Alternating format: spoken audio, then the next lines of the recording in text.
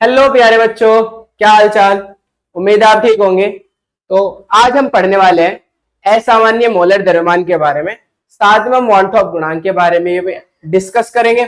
और हम क्या डिस्कस करेंगे, जो वॉन टॉप गुणांक है वो वियोजन के लिए क्या वैल्यू रखता है और संगुणन के लिए क्या वैल्यू रखता है, और वॉन टॉप गुणांक से कौन कौन सी प्रॉपर्टी अफेक्टेड होती है, बदलती है, इन सब के बारे में आज हम डिस्कस करने वाले हैं। तो चलिए देखते हैं आज के लेक्चर में हम क्या क्या पढ़ने वाले हैं।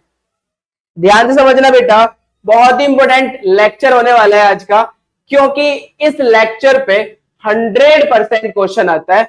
न्यूमेरिकल्स भी 100% आते हैं बेटा, तो ध्यान रखना 100% ये टॉपिक एग्जाम में पूछे जाने वाला है। क्लियर। चलिए आज हम पढ़ेंगे असामान्य मोलर द्रव्यमान, जिसे हम बोलते हैं एबनॉर्मल मोलर मासेस।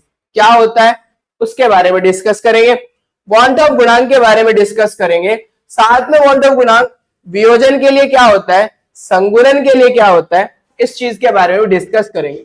ये पार्ट फर्स्ट है। पार्ट फर्स्ट में इनकी डेफिनेशंस और फॉर्मूले की बात होगी। पार्ट सेकंड में बेटा इनके आधार पर आंकिक प्रश्न की बात होगी, न्यूमेरिकल्स की बात होगी। क्लियर है। तो दोनों ही पार्ट आपको देखने। चलिए बेटा आगे चलते हैं।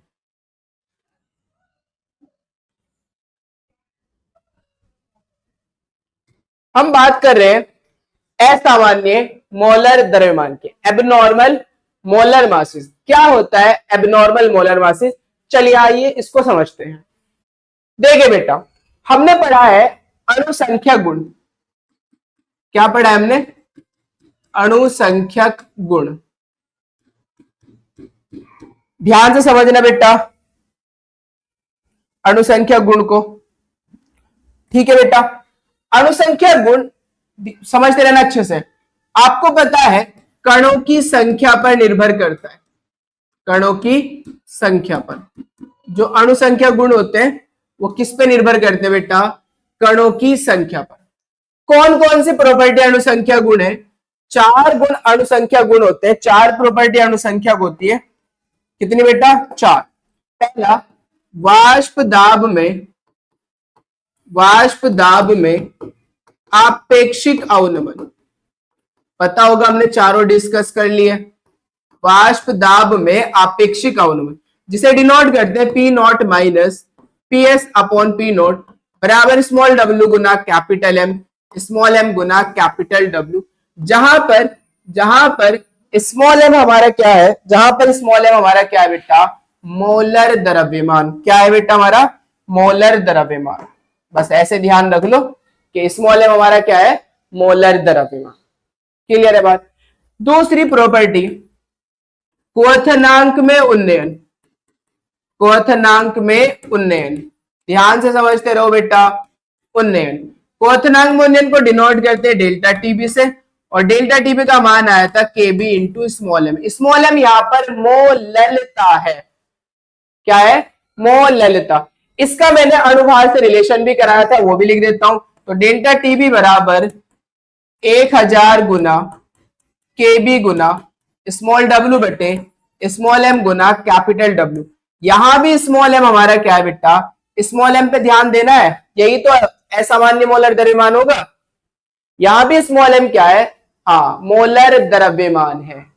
यहां भी स्मॉल एम मोलर द्रव्यमान है, यहां भी स्मॉल एम मोलर द्रव्यमान। क्लियर है। तीसरी प्रॉपर्टी मैं इधर दिखा रहा हूं। तीसरी प्रॉपर्टी थी हिमांक में अवनमन। हिमांक में अवनमन, हिमांक में अवनमन को डिनोट किया जाता है डेल्टा टीएफ से, और डेल्टा टीएफ था के एफ इंटू स्मॉल एम। यहां पर स्मॉल एम मोललता है। क्लियर है। अगर मैं अणुभार में रिलेशन निकालू इसका, तो आएगा डेल्टा टीएफ बराबर 1000 गुना के एफ गुना स्मॉल डब्ल्यू बटे स्मॉल एम गुना कैपिटल डब्ल्यू। आप इसे कैपिटल एम भी लिख सकते हो, मर्जी आपकी। यहां पर क्या है? ये स्मॉल एम, यहां पर है स्मॉल एम बेटा, हाँ, मोलर द्रव्यमान। क्या है यहां पर? स्मॉल एम मोलर द्रव्यमान। चौथा था हमारे पास परासरण दाब।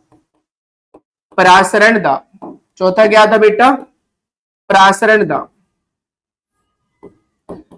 पाई से डिनोट करते हैं परासरण दाब, तो सी आर टी था। पाई बराबर सी आर टी। जब हमने इसका अणुभार से रिलेशन निकाला था, तो फिर आया था हमारे पास पाई वी बराबर स्मॉल डब्ल्यू बटे स्मॉल एम गुना आर टी। स्मॉल m यहां पर क्या है, मोलर द्रव्यमान। क्या है बेटा यहां पर, मोलर द्रव्यमान। तो आप देख सकते हो जो मोलर द्रव्यमान है डेल्टा टी भी क्वथनांक के व्युत्क्रमानुपाती है। मोलर द्रव्यमान बढ़ेगा तो क्वथनांक मोनियन घटेगा, व्युत्क्रमानुपाती है नहीं डेल्टा टीबी के। यहां भी अनुपात देखो, मोलर द्रव्यमान प्रासरण दाब के व्युत्क्रमानुपाती है। यहां भी देखो बेटा मोलर द्रव्यमान हिमांक में अवनमन डेल्टा टीएफ के व्युत्क्रमानुपाती है। यहां भी देखो मोलर द्रव्यमान वाष्प दाब में आपेक्षिक अवनमन के व्युत्क्रमानुपाती है। और इन चारों प्रॉपर्टी को हम क्या नाम दे रहे हैं, अणु संख्या गुण। क्या नाम दे रहे हैं, अणु संख्या गुण। तो मैं बोल सकता हूं बेटा कि जो अणु संख्या गुण होता है,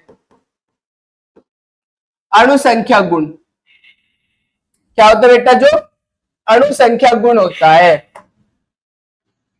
अणु संख्या गुण वो व्युत्क्रमानुपाती होता है किसके, मोलर द्रव्यमान के। किसके होता है बेटा, मोलर द्रव्यमान के। इसको थोड़ा सही करके लिख देता हूं, व्युत्क्रमानुपाती होगा किसके, मोलर द्रव्यमान के। समझ में आई बात कुछ? हाँ नोट कर ले तो बताऊंगा। तो अभी थोड़ा सा बेस बता रहा हूं, मैं आपका बेस बना रहा हूं, थोड़ी सी पुरानी बातें समझा रहा हूं। अब ये जो मोलर द्रव्यमान है, इस मोलर द्रव्यमान को कहा जाता है सामान्य मोलर द्रव्यमान। सामान्य मोलर द्रव्यमान, सामान्य मोलर द्रव्यमान। इसको हमने क्या कहा, यहाँ पे भी सामान्य मोलर द्रव्यमान है, यहाँ पे भी सामान्य मोलर द्रव्यमान है, यहाँ पे भी सामान्य मोलर द्रव्यमान, और यहाँ पर भी क्या है बेटा, सामान्य मोलर द्रव्यमान। लेकिन अब जो डेफिनेशन हम पढ़ने वाले हैं वो पढ़ने वाले असामान्य मोलर द्रव्यमान की। तो चलिए इसको देखते हैं, सामान्य मोलर द्रव्यमान क्या होता है। चेक करो बेटा, मैं क्या कहने वाला हूं असामान्य मोलर द्रव्यमान के बारे में।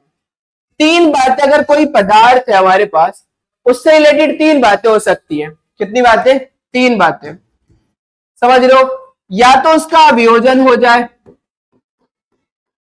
वियोजन, या उसका संगुणन हो ना, या फिर ना उसका वियोजन हो, ना वियोजन हो और ना संगुणन हो। ये तीन बातें हैं, तीन बातें। या तो वियोजन का मतलब क्या होता है, जब कोई चीज एक से ज्यादा भागों में टूटती है तो हम कहते हैं उसका वियोजन हो गया।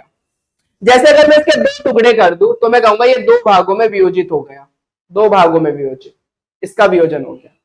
और अगर किसी चीज को जोड़ दिया जाए, दो टुकड़े को एक टुकड़ा बना दिया जाए, दो छोटे छोटे टुकड़े को एक बड़ा टुकड़ा बना दिया जाए, तो मैं कहूंगा उसका क्या हो गया, संगुणन हो गया। और तीसरी घटना, ना तो उसका वियोजन होता हो और ना ही संगुणन होता हो। तो अब तक ये जो जितनी प्रॉपर्टी हम पढ़ रहे थे बेटा, ये जितनी भी आपके सामने है, ये वाली प्रॉपर्टी हिमांक अवनमन, प्रासरण दाब, ठीक है, वाष्प दाब में आपेक्षिक अवनमन, क्वथनांक मोनियन, ये कब पढ़ रहे थे, ये उन पदार्थों के लिए पढ़ रहे थे जिनका ना वियोजन होता था और ना ही संगुणन होता था। तीसरी वाली कंडीशन के लिए था, जो तीसरी वाली कंडीशन है, जिनका ना वियोजन होता है और ना ही संगुणन। एक और बात आपको दिमाग में रखनी है, जो अणुसंख्या गुण है ना बेटा, वो कणों की संख्या पर निर्भर करता है। किसकी, कणों की संख्या। कण में क्या क्या आ सकता है बेटा, आयंस हो सकते हैं, मोल हो सकते हैं, समझ रहे हो, आयंस हो सकते हैं, मोल हो सकते हैं, अणु हो सकते हैं, ये कण ही बोलते हैं इन सबको। कणों की संख्या पर निर्भर करता है अणुसंख्या गुण। जिसमें जितने ज्यादा कण होंगे अणुसंख्या गुण उतना ही ज्यादा होगा, यानी कि उसका वाष्प दाब में आपेक्षिक अवनमन उतना ही ज्यादा होगा, क्वथनांक मोनियन उतने ज्यादा होगा, प्रासरण दाब उतना ही ज्यादा होगा, हिमांक में अवनमन उतना ही ज्यादा होगा, जिसके अंदर कणों की संख्या ज्यादा होगी। ये मैंने बताया था आपको, अच्छे से समझाया था। क्लियर है यहां तक बात, बहुत अच्छा। अब इसी बात को हम आगे बढ़ाते हैं। अब हमें पता चला कि भाई पदार्थ का तो वियोजन हो जाता है, पदार्थ का या तो वियोजन होगा या संगुणन। जब हमें इस बारे में इंफॉर्मेशन हो गई तो अब थोड़ा फील करो इस बात को, मैं सिर्फ कर रहा हूं, अब इस बात को फील करना अच्छे से, चेक करो इस बात को अच्छे से। अब सुनो, हमने कहा हमारे पास जो KCl है, जो आयनिक कंपाउंड होते हैं बेटा, अगर उसको आप पानी में डालो तो वो आयनों में टूट जाते हैं, तो ये टूट जाएगा K+ और Cl-, K+ और Cl माइनस में। जो आयनिक कंपाउंड होते हैं वो किसके अंदर टूट जाते हैं? आयनों में। अब इसका टूटना, ये घटना क्या कहलाती है? वियोजन। तो हम कहेंगे इसका क्या हो गया बेटा? वियोजन हो गया। क्लियर है बात? बहुत अच्छा। पोटेशियम के एक परमाणु का भार होता है 39। कितना होता है? 39, 39। और Cl का होता है 35.5। कितना होता है भाई? 35.5। अब मैं कहूं कि मैंने ये जो KCl लिया है वो 1 मोल लिया है। कितना लिया है बेटा? 1 मोल KCl। तो जैसे मैं 1 मोल KCl लूंगा तो 1 मोल KCl का जो मोलर द्रव्यमान आएगा इन परमाणुओं के योग के बराबर ही तो आएगा। चलिए जोड़ते हैं, 39 और 35, 74, तो 74.5 ग्राम पर मोल आ जाएगा। यानी कि KCl के एक परमाणु का भार, जिसे हम मोलर द्रव्यमान बोलते हैं, जिसे हम क्या बोलते हैं? मोलर द्रव्यमान, या फिर मैं कहूं सामान्य मोलर द्रव्यमान, या फिर मैं क्या कहूं? सामान्य मोलर द्रव्यमान। जो आप और हम निकालते हैं वो सामान्य मोलर द्रव्यमान है। KCl के कितना आया? 74.5 ग्राम आया सामान्य मोलर द्रव्यमान। लेकिन जब ये वियोजित हो गया, आयनों में टूट गया, अब 1 मोल तो भाई साहब K+ के मिले होंगे और 1 ही मोल किसके मिले होंगे? Cl माइनस के। अब समझो इस बात को अच्छे से। जैसे ही KCl को आपने पानी के अंदर डाल दिया, वाटर के अंदर डाल दिया, तो ये वियोजित हो गया K+ और Cl माइनस में। अब 1 मोल तो K+ के और 1 ही मोल Cl माइनस के, राइट। पहले 1 मोल था, पानी में जाकर वो कितने मोल में कन्वर्ट हो गया? 2 मोल में। अब ये 2 मोल है। अब ये कितने? 2 मोल। अब इस 2 मोल का मोलर द्रव्यमान अब भी जब निकालोगे तो K का 39, Cl का 35.5, कितना आएगा बेटा? 74.5 ग्राम। कितने मोल का है? 2 मोल का। कितने का है? 2 मोल का। 1 मोल का कितना होता है? हम जब जानते हैं सामान्य मोलर द्रव्यमान, जो हम जानते हैं कितना होता है? 74.5। तो 1 मोल का निकालो। अगर 2 मोल का इतना है 74.5, तो 1 मोल का कितना होगा? 74.5 को 2 से डिवाइड करो तो 37.25 आ जाएगा, इतना ग्राम। अब आप देखो, जब ये वियोजित हो गया K+ और Cl माइनस में, तो आप देखो इसका जो मोलर द्रव्यमान है चेंज हो गया नहीं हो गया? घट गया नहीं घट गया? जल्दी बताओ। 1 मोल KCl का सामान्य मोलर द्रव्यमान 74.5 ग्राम होता है, लेकिन जैसे वो वियोजित हो गया तो अब वो 2 मोल में कन्वर्ट हो गया होगा। 1 मोल K+ के मिलेंगे और 1 मोल Cl माइनस के, तो 2 मोल KCl का जो मोलर द्रव्यमान आया वो 74.5 ग्राम आया। 1 मोल का कितना आएगा बेटा? 37.5। हम जो जानते हैं वो 74 आया, कितना? 37.5। घट गया नहीं घट गया? अरे घटा है नहीं घटा? बहुत बढ़िया। इसी को बोलते हैं असामान्य मोलर द्रव्यमान। इसी को क्या बोलते हैं हम? असामान्य मोलर द्रव्यमान। किसे कहते हैं असामान्य मोलर द्रव्यमान? जो अनुमानित द्रव्यमान से अलग आ जाए। भाई हमारा जो अनुमान क्या था हमारा? कि 1 मोल KCl का जो मोलर द्रव्यमान है वो कितना होता है? 74.5 ग्राम होता है, तो ये आना चाहिए। लेकिन आया कितना बेटा? 37.25 ग्राम। अलग आया नहीं आया? तो असामान्य मोलर द्रव्यमान किसे बोलते हैं? जो अनुमानित मोलर द्रव्यमान से या तो कम आ जाए या ज्यादा आ जाए। कम भी आ सकता है और ज्यादा भी आ सकता है, उसी को हम क्या बोलते हैं? असामान्य मोलर द्रव्यमान। ये तो कम की बात है।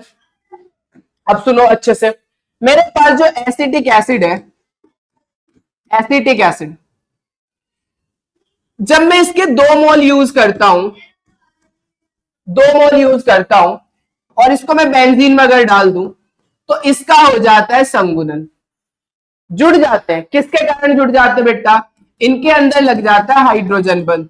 इस तरीके से मैं दिखा दूंगा आपको क्या लग जाता है इनके बीच? हाइड्रोजन बंध।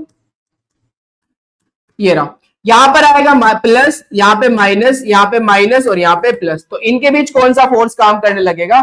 हाइड्रोजन बंध। ये रहा, ये बॉन्ड काम करने लगेगा। तो दोनों मॉलिक्यूल एक हाइड्रोजन बंध के साथ जुड़ जाएंगे। हाइड्रोजन बंध के साथ क्या हो जाएंगे? जुड़ जाएंगे। तो दो मॉलिक्यूल का एक बड़ा मॉलिक्यूल बन जाएगा। इस घटना को हम कहते हैं संगुणन। इस घटना को हम क्या कह रहे हैं बेटा? संगुणन। तो अब ये दोनों मॉलिक्यूल आपस में जुड़कर किस में कन्वर्ट हो जाएंगे? एक बड़े मॉलिक्यूल के अंदर। तो अगर ये 2 मोल है तो अब तो 1 मोल हो गया ना। अगर ये 2 मोल है तो अब क्या हो गया? 1 मोल। एसिटिक एसिड का मोलर द्रव्यमान कितना होता है? 60 ग्राम प्रति मोल। निकाल लेना CH3COOH का। 1 मोल का होता है इतना, 1 मोल का। सामान्य मोलर द्रव्यमान एसिटिक एसिड का 1 मोल प्रति ग्राम होगा। अब यहां पर बड़ा मॉलिक्यूल है, बड़ा मॉलिक्यूल। कितने एसिटिक एसिड के मॉलिक्यूल होगा इसमें? 2। तो यहां पर एक मोल का कितना आने वाला है? यहां पर 1 मोल का यहां पर आएगा बेटा हमारे पास 120 ग्राम। जोड़ोगे ना, ये पूरा का पूरा एक ही तो मॉलिक्यूल है। अब यहां ये अलग अलग है बेटा, तो यहां मैंने एक एसिटिक एसिड का निकाला, कितना आएगा? 60 ग्राम प्रति मोल। यहां मुझे इस मॉलिक्यूल का निकालना है, इसका निकालना है। तो एक का 60, 2 का कितना होगा? 120। बढ़ गया नहीं बढ़ गया? मोलर द्रव्यमान बढ़ गया नहीं बढ़ गया? तो इसी को बोलते हैं असामान्य मोलर द्रव्यमान। भाई आना तो चाहिए था 60 ग्राम प्रति मोल, आया कितना? 120 ग्राम प्रति। इसी को हम क्या बोलते हैं?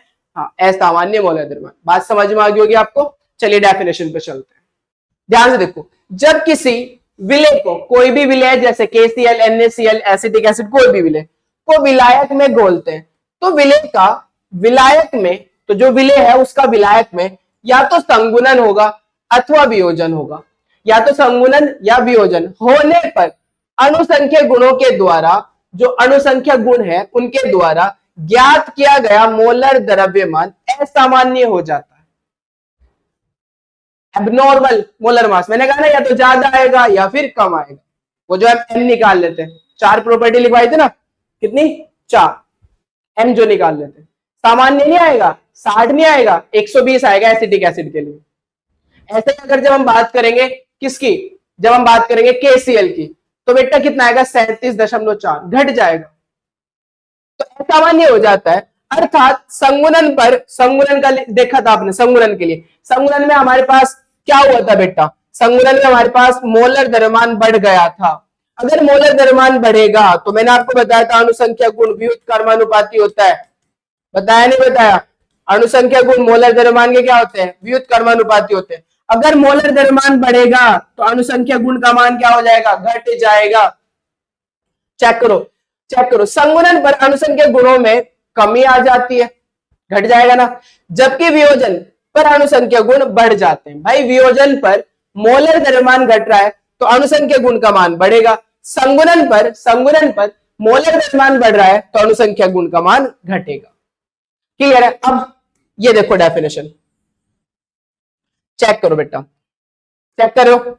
ऐसा मोलर द्रव्यमान जो अनुमान या फिर सामान्य मान की तुलना में निम्न, कम या उच्च होता है, असामान्य मोलर द्रव्यमान कहलाता है। भाई ऐसा मोलर द्रव्यमान जो अनुमानित या सामान्य मान की तुलना में कम या ज्यादा आ जाए तो उसी को हम क्या बोलते हैं? असामान्य मोलर द्रव्यमान। तो समझ में आ गई होगी बात आपको। क्यों ऐसा हुआ बेटा? वियोजन या संगुणन के कारण। ऐसा किस वजह से हो रहा है? हाँ, मॉलिक्यूल का या तो वियोजन में कन्वर्ट होना है या फिर संगुणन में कन्वर्ट होना है। बात समझ में आ गई होगी। चलिए आगे चलते हैं। चेक करो बेटा, वांट हॉफ गुणांक 100% क्वेश्चन आता है। क्या है वांट हॉफ गुणांक? इसको देखो, सन 1880 में वांट हॉफ ने वियोजन और संगुणन, जो वियोजन और संगुणित होता है, उनकी सीमा के निर्धारण के लिए एक गुणक आई, जिसे हम आई बोलते हैं, दिया, जिसे वांट हॉफ गुणांक कहते हैं। प्रतिपादित किया। इस गुणक को निम्न अनुसार परिभाषित किया जा सकता है। वांट हॉफ गुणांक किसी पदार्थ के अणुसंख्यक गुण धर्मों के प्रेक्षित, प्रेक्षित मतलब ऑब्जर्व, जो हमने प्रैक्टिकल करा वो वैल्यू, तथा परिकलित, परिकलित मतलब कैलकुलेटेड मानों का अनुपात होता है। मैं इसको समझाऊंगा अभी, फिलहाल आप इसको देखो। वांट हॉफ गुणक किसी पदार्थ के अणुसंख्यक गुणों के प्रेक्षित, प्रेक्षित मतलब ऑब्जर्व, तथा परिकलित, परिकलित मतलब कैलकुलेटेड मानों का अनुपात होता है। मानों का अनुपात होता है किसके लिए? भाई वो जो वियोजन हुआ मोल में बढ़ गया। तो 1 मोल KCl था, पानी में जाकर कितने हो गए, 2 मोल में कन्वर्ट हो गए, वियोजन बढ़ गया ना। मात्रा यानी कि मोल बढ़ गए तो कणों की संख्या बढ़ गई, कणों की संख्या बढ़ेगी तो अणुसंख्या गुण का मान बढ़ जाएगा। तो परिकल्पना तो हम ये कर रहे थे कि अणुसंख्या गुण का मान 1 मोल के कारण आना चाहिए। आया कितना, जब हमने ऑब्जर्व करा तो आया कितना, 2 मोल के कारण। हाँ, कितने के कारण, 2 मोल के कारण। तो वैल्यू या तो बढ़ जाएगी, अणुसंख्या गुण का मान या तो बढ़ जाएगा या अणुसंख्या गुण का मान कम हो जाएगा। तो आई जो है वही तो है कि प्रॉपर्टी कितने गुना बढ़ रही है या प्रॉपर्टी कितने गुना घट रही है, वो आई है, क्वांट ऑफ गुणांक है। कैसे निकालेंगे क्वांट ऑफ गुणांक, प्रेक्षित अणुसंख्या गुण बटे परिकलित अणुसंख्या गुण। प्रेक्षित को हम बोल सकते हैं असामान्य अणुसंख्या गुण और परिकलित को बोल सकते हैं सामान्य अणुसंख्या गुण। ऐसे आपको बताया जो अणुसंख्या गुण होते हैं वो अणुभार के यानी कि मोलर द्रव्यमान के व्युत्क्रमानुपाती होते हैं। अगर ऊपर असामान्य है तो मोलर द्रव्यमान में सामान्य आएगा, तो सामान्य मोलर द्रव्यमान बटे असामान्य मोलर द्रव्यमान, दूसरा फॉर्मूला आई का ये हो जाएगा। और तीसरा फॉर्मूला आई का संगुणन या वियोजन के बाद कुल मोलों की संख्या बटे संगुणन या वियोजन से पहले कुल मोलों की संख्या, तीसरा फॉर्मूला ये हो जाएगा। तो चलिए मैं तुम्हें थोड़ा समझाता हूं। ये बेटा हमारे पास मान लीजिए यहां पर KCl है, KCl है बेटा, यहां पर जल के अंदर मैंने KCl डाल दिया और KCl की मात्रा कितनी डाली बेटा, 1 मोल, 1 मोल डाली। तो मुझे वैल्यू लिख लेते हैं, चलो एग्जैक्ट वैल्यू लिख लेते हैं। डेल्टा टी भी होता है KB इंटू स्मॉल है। 1 मोल डाल रहा हूं 1 किलोग्राम पानी में, वाटर ले लिया हमने 1 kg। तो पानी के लिए KB का मान होता है 0.52 इंटू स्मॉल है, मोल था 1 मोल है तो इसलिए 1 मोल, तो फाइनली डेल्टा टी भी कितना आएगा 0.52। हमारा एक्सपेक्टेशन है कि 1 मोल KCl के लिए, 1 मोल KCl के लिए बताओ डेल्टा टीबी का मान कितना आना चाहिए, 0.52। लेकिन जब हमने, ये तो था सामान्य अणुसंख्या गुण जिसे बोलते हैं बेटा परिकलित, जो परिकल्पना कर रहे हैं हम, परिकलित मान या परिकलित अणुसंख्या गुण, क्लियर है। लेकिन जब हमने यहां पर ऑब्जर्व करा, प्रैक्टिकल करा, तो देखा कि भाई पानी के अंदर जाकर ये तो K प्लस और Cl माइनस में कन्वर्ट हो गया। मतलब 1 मोल पानी में जाकर K प्लस के हो गए होंगे और 1 मोल पानी में जाकर Cl माइनस के हो गए होंगे। यानी कि ये तो पानी में जाकर कितने मोल में कन्वर्ट हो गया, 2 मोल में कन्वर्ट हो गया। यानी कि जो हम लेके चल रहे थे कि 1 मोल के कारण ये हुआ, तो ये पानी के अंदर जाकर वियोजित हो गया, 2 मोल में कन्वर्ट हो गया। तो पानी में ये 1 मोल नहीं रहा, पानी में कितने मोल हो गए, ये 2 मोल। तो जहां वैल्यू 1 रख रहे थे, अब वहां वैल्यू हम कितने रखेंगे, 2। तो डेल्टा टीबी का मान कितना आया, 0.52 इंटू 2 कितना आया भाई, हाँ 1.40 डिग्री सेल्सियस। 2 गुना बढ़ गया नहीं बढ़ गया, 2 गुना बढ़ा है नहीं बढ़ा। तो आई क्या है कि कितने गुना प्रॉपर्टी इंक्रीज कर रही है, मान बढ़ रहा है। तो आई के लिए मैं क्या निकालूंगा, इसको कहूंगा बेटा प्रेक्षित यानी कि ऑब्जर्व वैल्यू, प्रेक्षित अणुसंख्या गुण, और इसे कहूंगा मैं परिकलित अणुसंख्या गुण। तो आई क्या है, आई क्या है, प्रेक्षित अणुसंख्या गुण बटे परिकलित अणुसंख्या गुण। बात समझ में आ रही होगी आपको अच्छे से, आई निकाल सकता हूं। देखो कितना है, कितना है बेटा, 0.52 इंटू 2 बटे 0.52 इंटू 1, ये खत्म, तो कितना है 2। 2 गुना तो प्रॉपर्टी बढ़ गई, तो आई का मान कितना आ गया, 2 ही गुना तो बढ़ी भाई प्रॉपर्टी। तो नंबर जितने 1 मोल KCl जितने मोल में कन्वर्ट हो रहा है या जितने आयनों में कन्वर्ट हो रहा है, वही उसका क्या कहलाएगा, वॉन्ट ऑफ गुणांक का मान कहलाएगा भाई। लेकिन वॉन्ट ऑफ गुणांक का मान इस बात पे भी डिपेंड करेगा कि यहाँ की सांद्रता क्या है, एम पे डिपेंड करेगा नहीं करेगा, यहाँ की सांद्रता क्या है। खैर वो हम डिस्कस कर लेंगे अभी बात में। तो ये शायद आपको वॉन्ट ऑफ गुणांक का मान समझ में आ गया होगा। अब आप जानते हो बेटा जो अणुसंख्या गुण का मान होता है वो अणुभार के व्युत्क्रम यानी कि मोलर द्रव्यमान के व्युत्क्रमानुपाती होता है। तो जहां मैं प्रेक्षित रख रहा हूं व्युत्क्रमानुपाती ना, तो अणुभार में प्रेक्षित नीचे आएगा नहीं आएगा, तो मैं नीचे लिखूंगा प्रेक्षित मोलर द्रव्यमान, और यहाँ पर चूंकि परिकलित है तो ऊपर आएगा हाँ परिकलित मोलर द्रव्यमान, जिसे हम बोलते हैं सामान्य मोलर द्रव्यमान और बटे असामान्य मोलर द्रव्यमान। क्लियर है बात, समझ में आ गई होगी बात आपको? बहुत अच्छा। दूसरा फॉर्मूला मैंने लिखवाया संगुणन या वियोजन के बाद कुल मोलों की संख्या, संगुणन या वियोजन से पहले कुल मोलों की संख्या। तो संगुणन से पहले तो 1 मोल है बेटा, संगुणन के बाद 2 मोल है तो 2/1, सॉरी संगुणन कह रहा हूं, वियोजन, वियोजन के बाद कुल मोलों की संख्या, जब ये वियोजित हो गया तो कितने मोल हो गए? 1 और 1 2, तो वियोजन के बाद कुल मोलों की संख्या 2 है ना, बटे वियोजन से पहले कुल मोलों की संख्या कितनी है? 1, तो 2/1, आई का मान कितना आ गया? 2। तो ऐसे भी निकाल सकते हो, ऐसे भी निकाल सकते हो, निकालना सीखेंगे आप, टेंशन न लो बिल्कुल भी। चलो आगे, बहुत अच्छा, शायद ये बात आपको क्लियर होगी।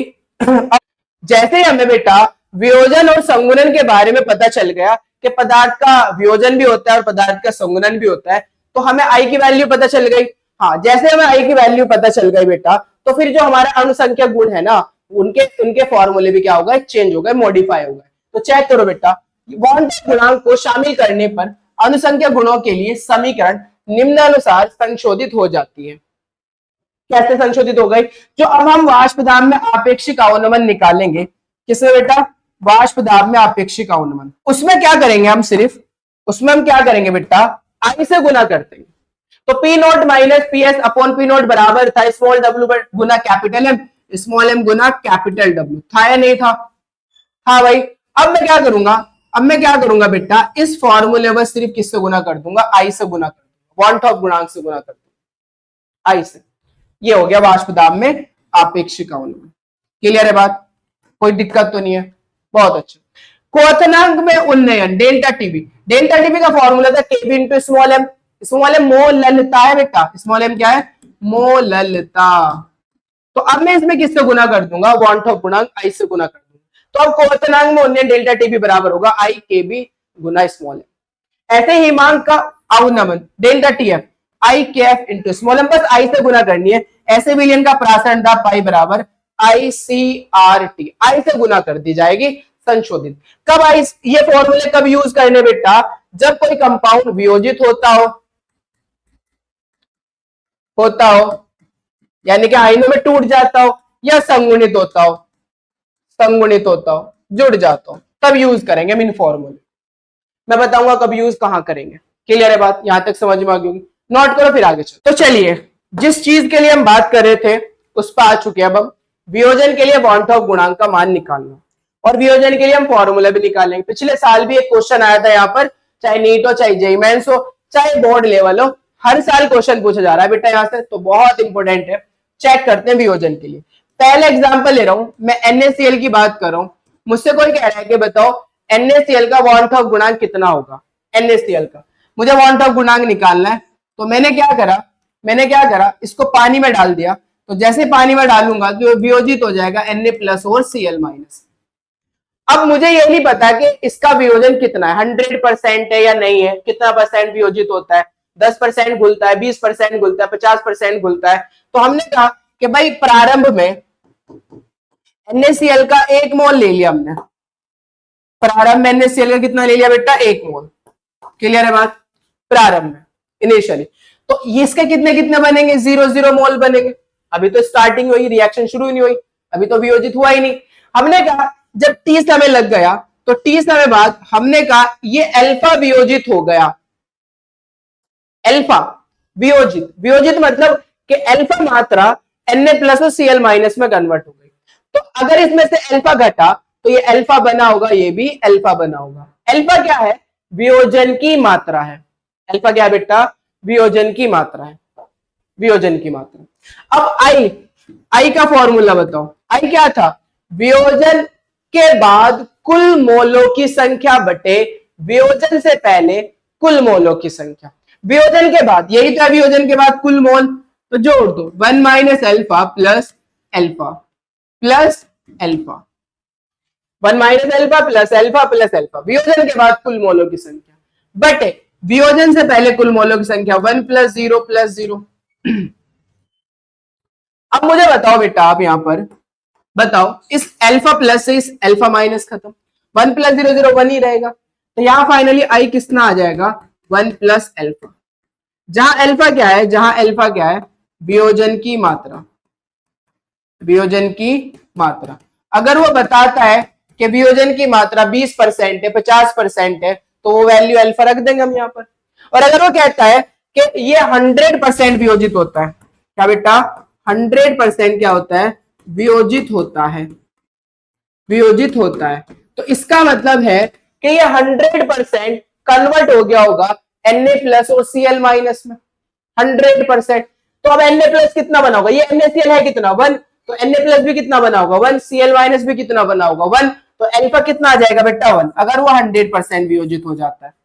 तो 100% वियोजन के लिए अल्फा का मान कितना होगा 1 होगा। और अगर मैं 1 पुट करूं समीकरण 1 में, समीकरण 1 में अगर मैं 1 पुट करूं समीकरण 1 से, अगर मैं 1 पुट करूं तो मैं कह सकता हूं बेटा i बराबर 1 + 1 मतलब i बराबर 2, i बराबर 2। तो अगर कोई चीज 100% वियोजित होती है, हाँ, तो उसके लिए जो वॉन ऑफ गुणांक है वो आयनों की संख्या के बराबर आएगा। देखो 2 ही आया ना, इसमें आयन भी कितने हैं 2 ही है, एक Na+ का और एक Cl- का। तो आप डायरेक्ट बता सकते हो कि NaCl का बॉन्ड ऑफ गुणांक कितना है जब वो वियोजित होता है। तो NaCl का बॉन्ड ऑफ गुणांक, आप NaCl को आयनों में तोड़ो, Na+ और Cl- में टूटेगा, कितना आयन्स मिलने हैं 2, भाई 2 ही होगा। जितने आयन्स प्राप्त होंगे बॉन्ड ऑफ गुणांक का मान भी उतना ही होगा। दूसरा एग्जांपल देखो बेटा, दूसरा एग्जांपल चेक करो।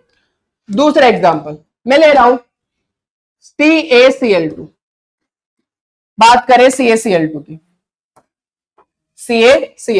CaCl2 को वियोजित करो, Cl-, Cl पे माइनस होता है, कितने Cl है 2, तो 2 Cl, जितना इस पे माइनस होगा उतना ही Ca पे प्लस होगा, तो Ca पे कितना प्लस होने वाला है डाई पॉजिटिव, कितना प्लस होने वाला है डाई पॉजिटिव। अब बताओ इनिशियली प्रारंभ में जब हमने प्रारंभ की बात करी तो इसका 1 मोल ले लिया, इसका 0 1 में से अल्फा घटा, चेक करो CaCl2 1 मोल से कितने मोल Cl बन रहे हैं 2, तो अगर इसमें से अल्फा घट रहा है t समय बाद तो ये अल्फा बनेगा, ये तो एक ही बन रहा है, ये दुगना बन रहा है तो ये इसलिए 2 अल्फा बनेगा। भाई दुगना बन रहा है नहीं 2 Cl बन रहे हैं, हाँ, एक से एक बना, एक से 2 बना, तो अगर अल्फा घट रहा है तो ये भी अल्फा बनेगा, अगर ये अल्फा घट रहा है तो ये 2 अल्फा बनेगा, दुगना बनेगा।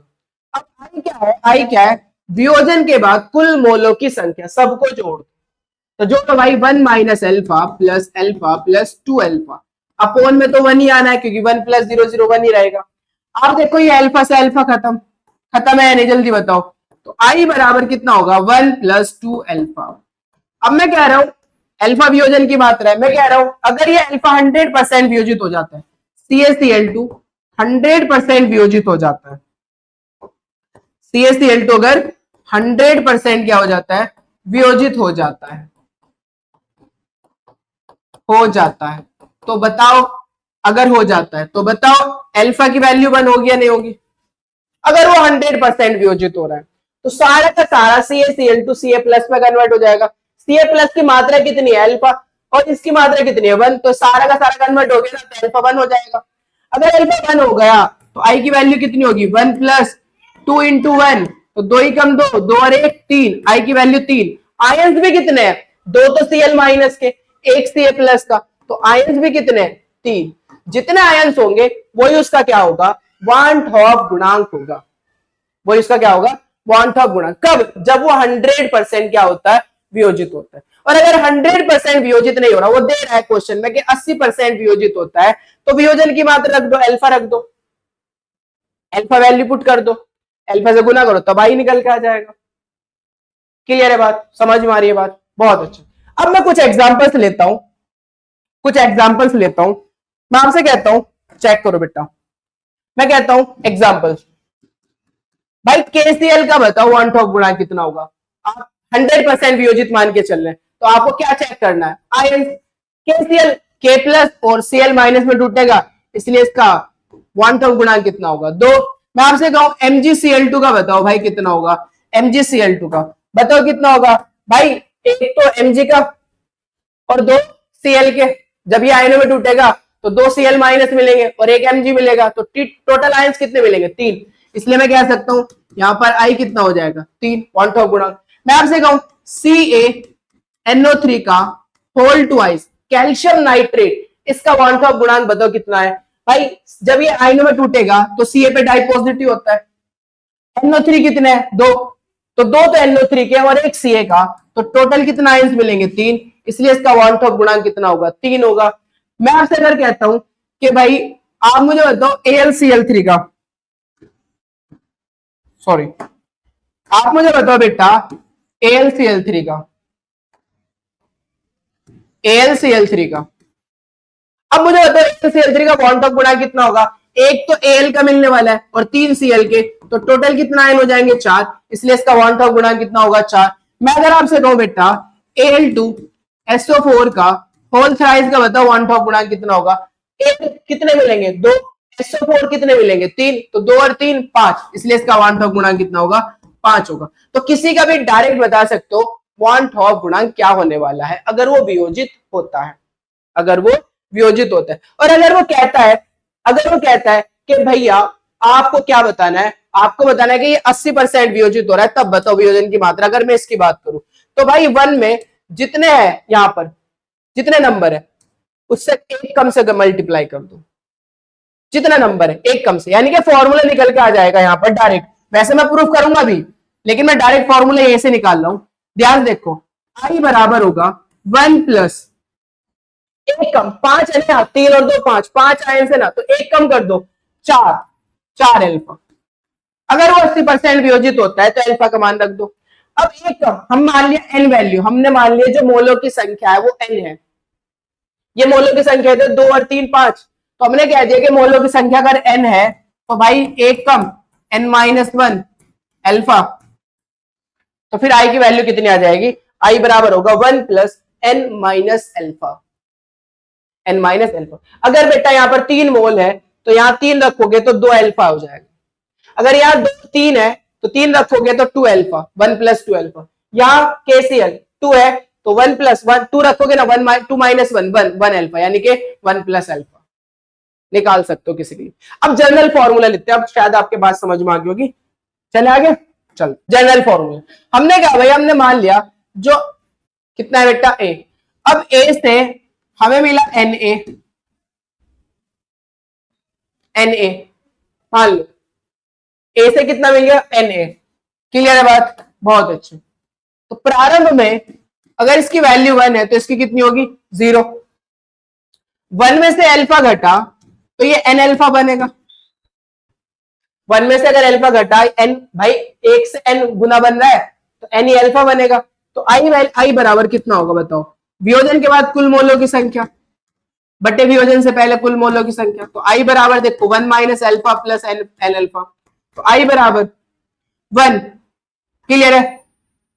1 क्या कॉमन ले लो? माइनस कॉमन ले लो, तो यहां क्या बचेगा? अल्फा। यहां क्या बचेगा? 1 plus n, sorry 1 minus n, 1 minus n। Check करो, माइनस अल्फा कॉमन लिया तो यहां तो 1 बच गया, माइनस माइनस प्लस होता है तो यहां प्लस n अल्फा हो जाएगा। यहां तक समझ में आ रही है बात? बहुत अच्छा। अब क्या करूं मैं? 1 को इधर भेज दो, 1 को इधर भेज दो, या एक काम करो इसे इधर उठा के ले आओ, इसे इधर लिया उठा के बेटा। जब ये तो हो गया हमारे पास आई की वैल्यू, एक फॉर्मूला तो ये हो गया, हमें अल्फा का फॉर्मूला निकाल ले हम। हाँ, तो इधर लिया उठा के, तो यहां पे जब लाओगे तो अल्फा 1 माइनस n बराबर 1 माइनस आई। आई को इधर ले गया माइनस का हो गया, इसे इधर ले आया प्लस का हो गया। तो अल्फा बराबर किसका होगा बेटा? चेक करो, अल्फा बराबर होगा 1 माइनस आई बटे 1 माइनस n, 1 माइनस आई बटे 1 माइनस n।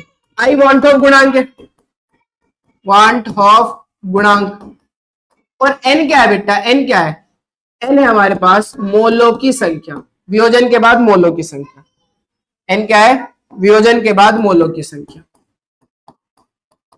वियोजन के बाद मोलों की संख्या।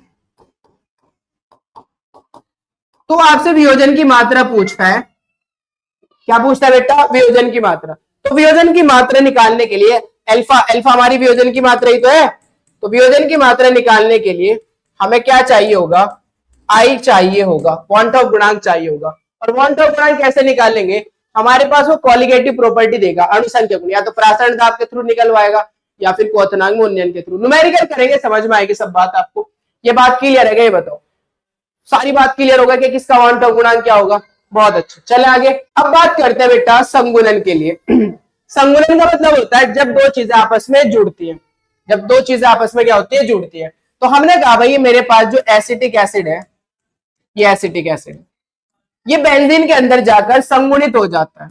2 मॉलिक्यूल्स ले लिए मैंने, इसके 2 मॉलिक्यूल जब बेंजीन में डालूंगा इसको, तो बेंजीन में डालकर ये क्या हो जाएगा, संगुणित हो जाएगा, 2 से 1 बन जाएंगे। तो मुझे क्या मिल जाएगा, CH3 COOH का होल ट्वाइस, 2 से 1 बन जाएगा।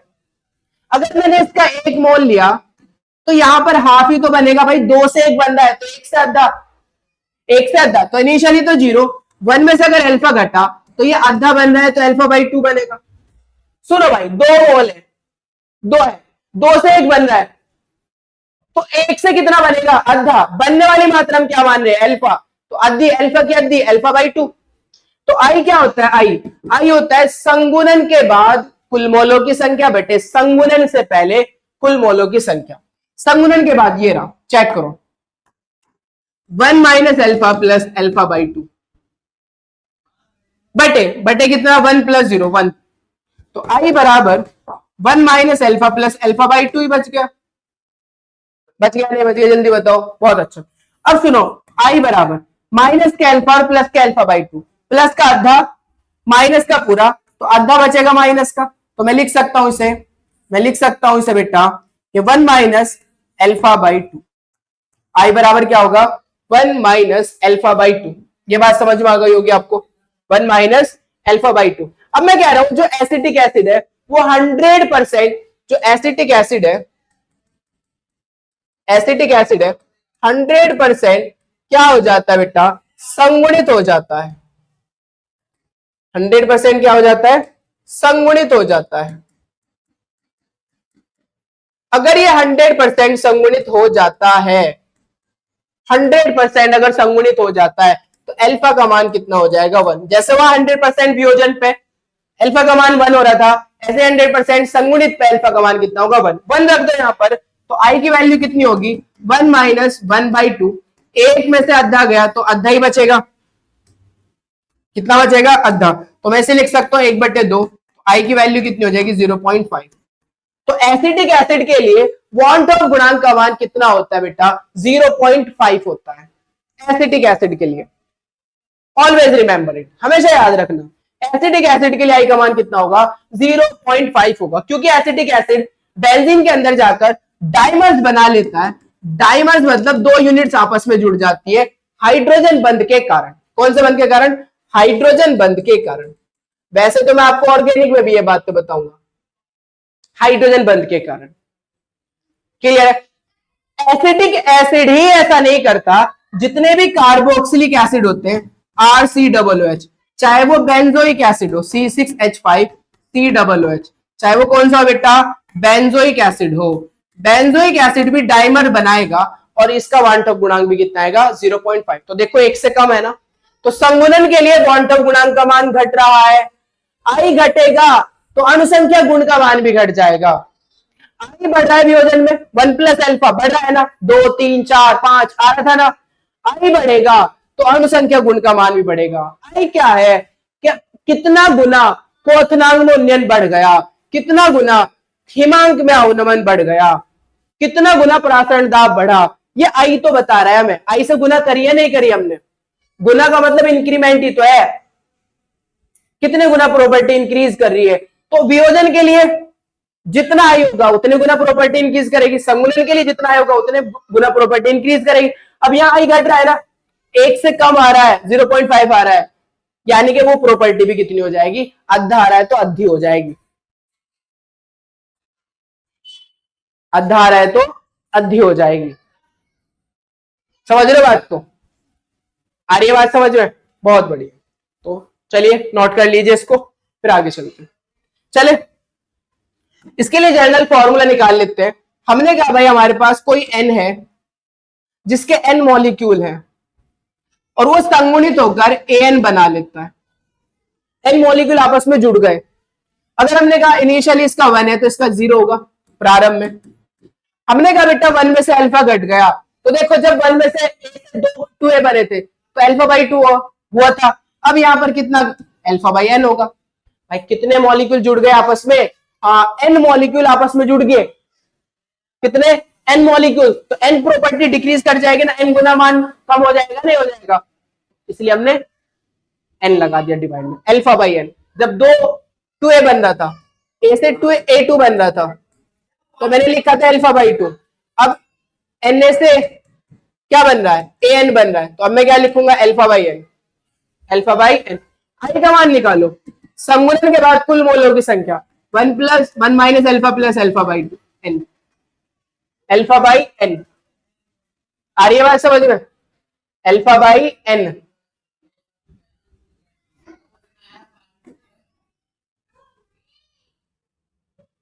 ठीक है, alpha by n, alpha by n। Clear है बात? चलिए आई बराबर अल्फा को मान लो 1 माइनस अल्फा, यहां बचेगा 1, यहां बचेगा 1/n, 1/n। ये हो गया हमारा आई का मान, वांट ऑफ गुणांक का मान, वांट ऑफ गुणांक। जब वो कहेंगे भाई 15% संगुणित होता है, 50% संगुणित होता है, तो अल्फा की वैल्यू रख दो। n क्या है बेटा? n है मोलों की संख्या, n क्या है? मोलों की संख्या, n बराबर है मोलों की संख्या। अल्फा है वियोजन की मात्रा, सॉरी संगुणन की मात्रा, संगुणन की मात्रा, वहां वियोजन की मात्रा थी, यहां संगुणन की मात्रा। अब मुझे निकालना है अल्फा, संगुणन के लिए अल्फा, तो क्या करूं? इसको इधर उठा के लियो, पूरी टर्म्स को, इस पूरी टर्म्स को इधर उठा के लियो, इधर आके प्लस की हो जाएगी, आई उधर जाके माइनस हो जाएगा। तो अल्फा 1 माइनस 1 अपॉन n बराबर 1 माइनस आई। तो अल्फा बराबर किसके होगा बेटा? अल्फा बराबर किसके होगा? हाँ चेक करो, अल्फा बराबर होगा 1 minus i upon 1 minus 1 upon n। ये जो अल्फा है ये संगुणन के लिए, और वो जो अल्फा था वो वियोजन के लिए था। तो याद रखना, वियोजन के लिए अल्फा का मान होगा 1 minus i upon n minus 1, sorry 1 minus n। सही है भाई? सही है भाई? हाँ ये होगा। और अगर हम बात करें संगुणन के लिए, तो 1 माइनस आई बटे 1 माइनस 1 बाई n। सॉरी यहां पर ये फॉर्मूला गलत हो गया, इसको मैं क्या होगा 1 माइनस n। इसको ऐसे भी करके लिख सकते हो, अगर मैं यहां से माइनस को ले लू, यहां से माइनस को ले लू, तो इसमें ऐसे लिख सकता हूं i माइनस 1 n माइनस 1, एक ही बात, i माइनस 1 n माइनस। बात समझ में आ गई होगी आपको? क्लियर है नहीं बात? बहुत बड़ी। तो चलिए एक और बात, not, very most important note है, वेरी मोस्ट इंपोर्टेंट नोट। तीन बातें। यदि पदार्थ वियोजित होता है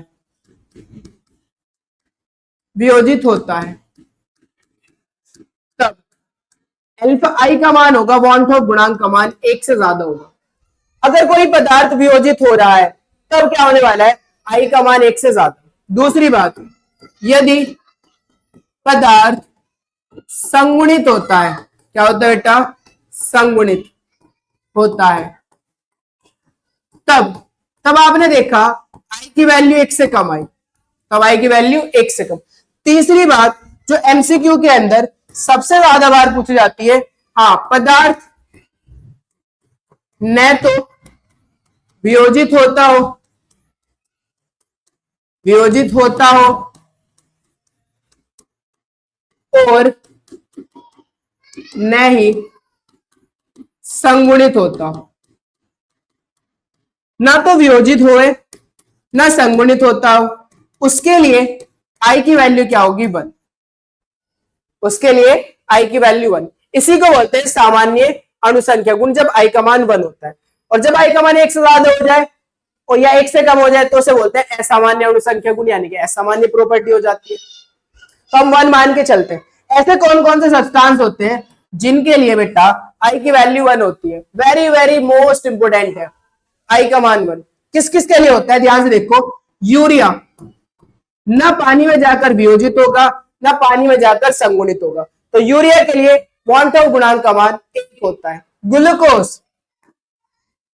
ग्लूकोज, ग्लूकोज पानी में जाकर ना वियोजित होता है ना संगुणित होता है, इसलिए इसके लिए आई का मान कितना होगा? 1 होगा।